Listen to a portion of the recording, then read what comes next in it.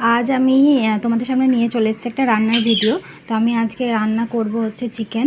তো এই যে চিকেন নিয়েছি, এখানে পেঁয়াজ কুচি নিয়েছি, এই যে এখানে নিয়েছি গোটা জিরে আর গোটা শুকনো লঙ্কা তেলের মধ্যে ভেজে আমি বেটে নিয়েছি।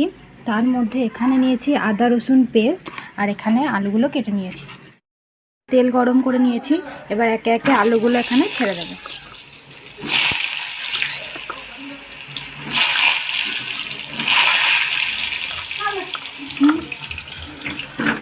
এই যে কড়াইয়ের মধ্যে আলুগুলো ভেজে নিচ্ছি, আর এর মধ্যে একটু সামান্য নুন দিয়ে দেবো।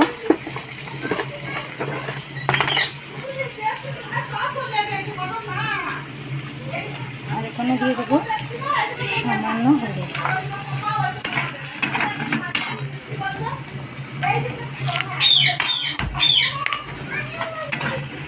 এবার আলুগুলো ভেজে নেব ভালো করে। আলুগুলো ভাজা হয়ে গেছে, এবার আমি আলুগুলো একে একে তুলে নেব। আলুগুলো তুলে নিয়েছি, এবার আমি শুকনো লঙ্কাগুলো ফাটিয়ে রেখেছি সেগুলো আমি কড়াইয়ের মধ্যে দিয়ে দেবো।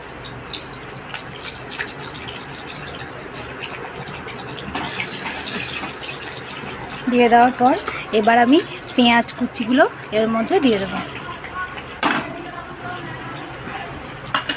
এবার পেঁয়াজ কুচিগুলো দিয়ে দেওয়ার পর একটু ভালো করে তেলের মধ্যে পেঁয়াজগুলো ভেজে নেব।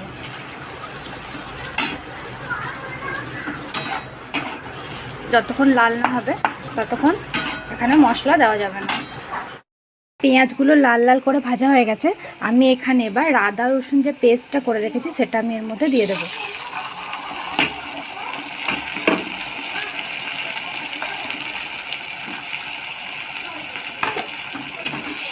কিছুটা নেড়ে নেব।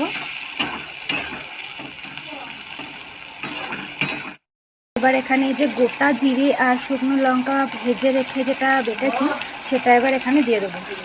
এটা করলে বেশি টেস্ট একটু বেশি ভালো হয়।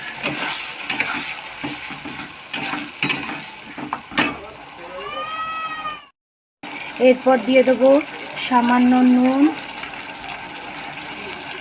হলুদ,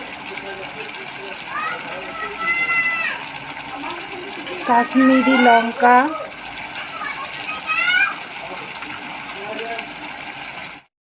চিকেন কারি মশলা, আর দিয়ে দেবো সামান্য গরম মশলা। এবার এটাকে ভালো করে কষে নেব। প্রথমে অনেকক্ষণ এটা কষতে থাকবে। মশলাটা কষা হয়ে এসছে, এবার আমি ধুয়ে রাখা চিকেনগুলো এর মধ্যে দিয়ে দেবো।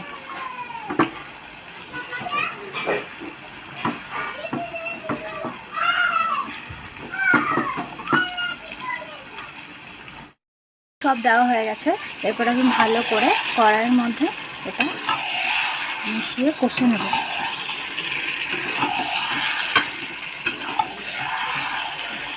এটা এখন আমি ভালো করে কষতে থাকবো যতক্ষণ মশলার গন্ধটা না যাবে।